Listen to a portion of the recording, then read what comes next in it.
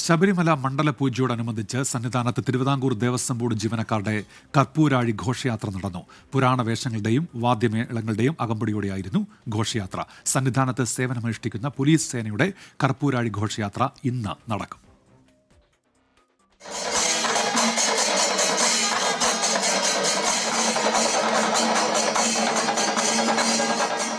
പുലിപ്പുറത്തേറിയ മണികണ്ഠൻ, ദീപപ്രഭയിൽ വാദ്യമേളങ്ങളും പുരാണ വേഷങ്ങളും.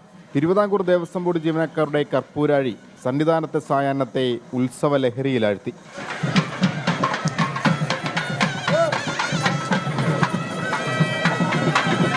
ദീപാരാധനയ്ക്ക് ശേഷം കൊടിമരത്തിന് മുന്നിൽ നിന്ന ക്ഷേത്രം തന്ത്രി കണ്ഠരര് രാജീവരും മേൽശാന്തി അരുൺകുമാർ നമ്പൂതിരിയും ചേർന്ന കർപ്പൂരാഴിക്ക് അഗ്നി പകർന്നു. ക്ഷേത്രത്തിന് വലം വെച്ച് നീങ്ങിയ ഘോഷയാത്ര മാളികപ്പുറം വഴി നടപ്പന്തലിൽ വലം വെച്ച് 18-ാം പടിക്ക് മുന്നിൽ സമാപിച്ചു.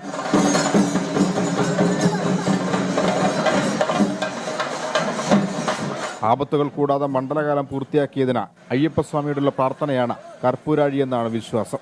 24 സന്നിധാനം.